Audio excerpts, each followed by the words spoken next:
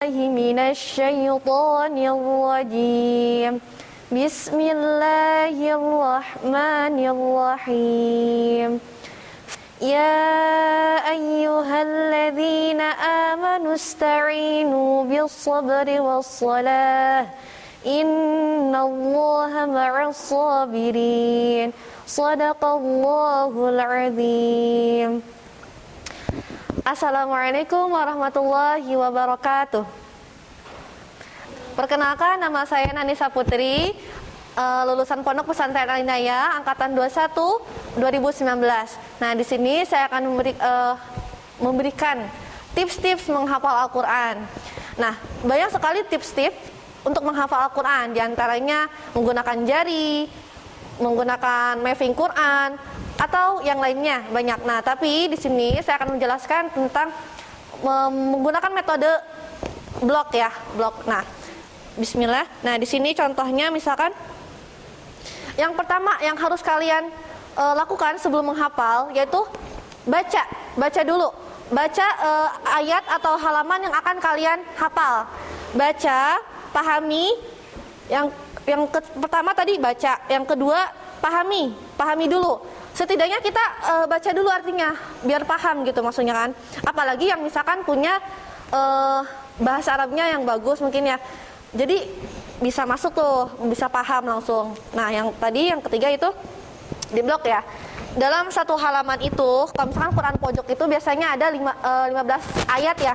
Nah, di sini kita blok misalkan 5 ayat, tapi nggak mungkin kan misalkan sampai ke pas ke ayatnya gitu sampai selesai. Nggak apa-apa, kita blok aja misalkan kayak bagi 3 gitu, bagi 3, 1, 2, 3. Nah, blok pertama kita ulang beberapa kali sampai benar-benar hafal.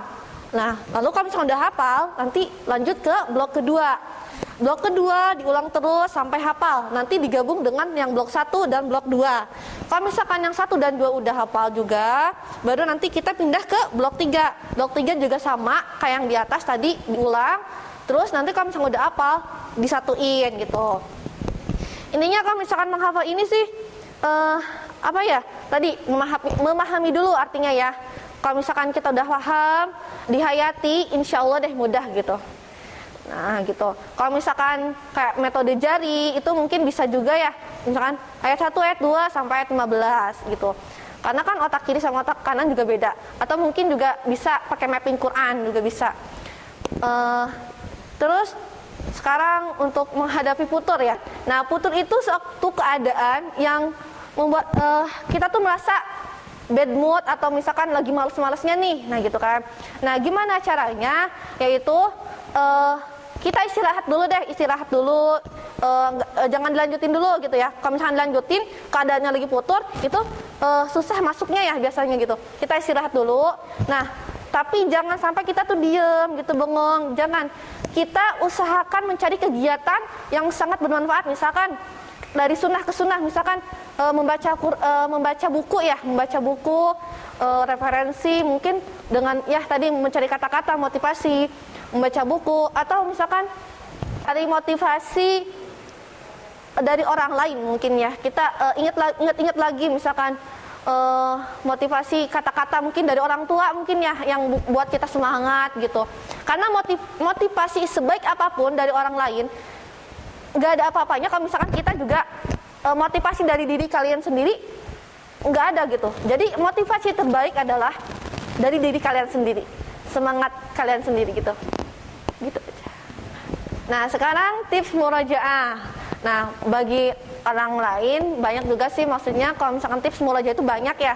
Bagi saya sendiri, murajaah terbaik adalah ketika kita gunakan surat atau ayat yang kita hafal dalam sholat ya.